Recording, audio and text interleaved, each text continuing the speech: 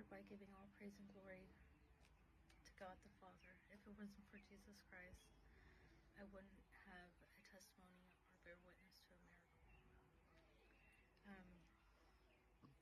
He is holy and righteous and glorious.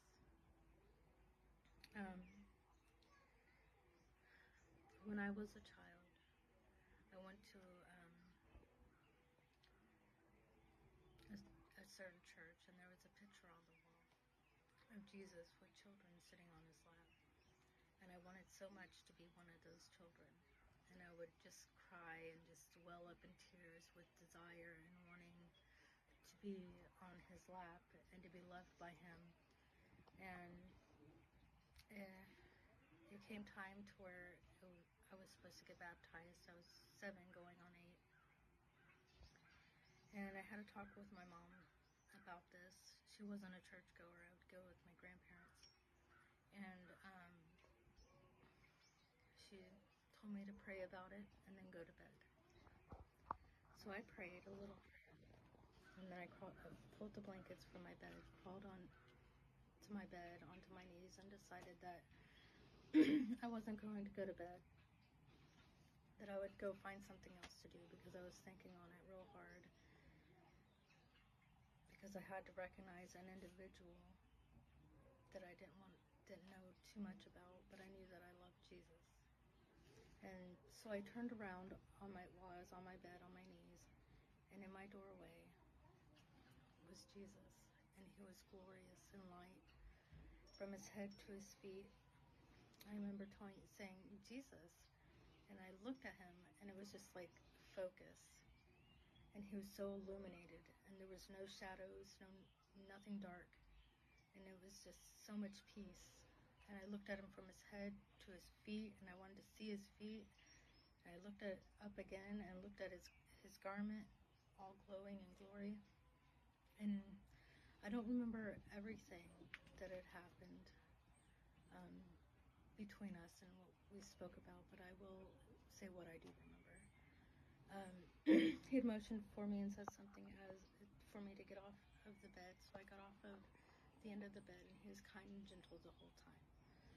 So I got off at the end of the bed, and he walked, I wish I could show, but I walked closer to him, and he walked closer to my bed, and he sat on my bed, and he looked at me, and he goes, God doesn't like lying. And I felt that in my heart, not like a feeling, but more like a deep physical feeling, not emotional. And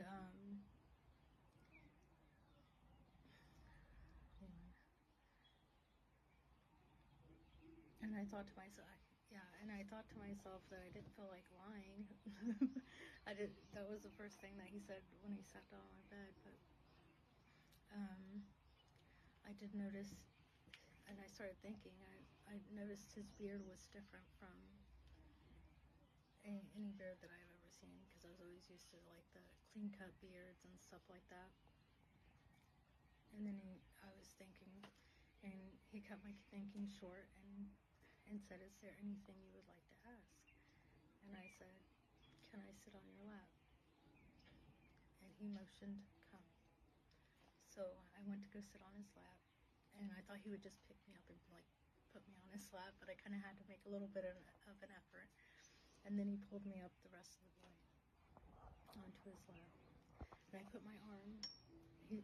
I think that he told me to wrap my arm, but I did wrap my arm behind him, underneath his arm.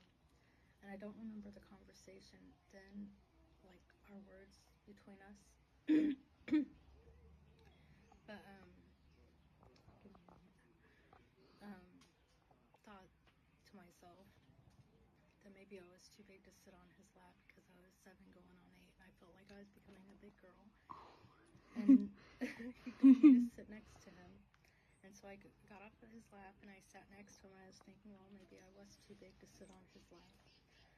But he started talking to me about baptism, and that I could never sin again.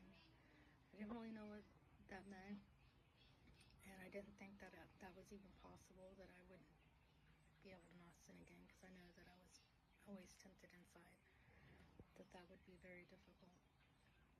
And I don't remember what else we talked about. But then he got up and he motioned for me to stand in front of him. He said, "Do you have anything else you would like to ask?" And I said, "Can I see your hands?" And his hands were illuminated and beautiful and warm. Not warm to touch, but warm to the look. It was like family.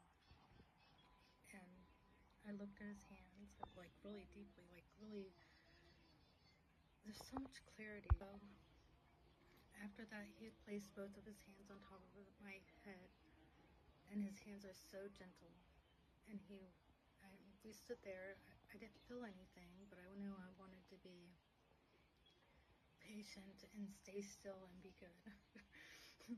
So his hands were on top of my head, and we stood there for a few moments, maybe even a whole minute. And it felt like a long time for me. I was young. And after that, he told me to go to bed like my mother told me to. And that he had to go and everything would be okay. So I hopped in the bed and I pulled the blankets on me and I closed my eyes real tight, because I wanted to do exactly what I was told to do. I wanted to be as obedient as possible. And then I kind of peeked up in my eyes and like peered towards the window of the room. He would have been to the back of me at that point. And I said, "No, I'm gonna go ahead and just close my eyes and try to go to sleep." And I had a really hard time falling asleep. I wanted everyone to just be awake in the house so I could just tell them everything that had happened. And I fell asleep. And I woke up the next morning and it was beautiful, bright and sunny. I heard my mom vacuuming in the living room. And I ran out there and I was like, "Mom, I saw Jesus and he said everything's gonna be okay." And she just wanted me to go outside and play. I guess it didn't seem that important. She was busy. I'm a little girl, so. And I wanted to be obedient, because Jesus told me to go to bed like my mother told me to. So I wanted to go outside like my mother told me to. The moment that I hit the precipice of the door, all that extra thought and stuff just came back so suddenly. And I was like, was I supposed to say anything? Was I not supposed to say something? Was I supposed to tell her, not supposed to tell her? And just all these questions. And I went outside and sat underneath a tree and cried. I don't remember anything else after that. But he is kind. He's glorious. Please read the word. Seek him with all your heart. Beware of false teachers. If they teach of their own words to hype themselves up and don't give God the glory, don't follow them. Pray to him to guide you to where you need to be, and he will. He most definitely will. He has for me. Please keep faith and keep going. Keep praying.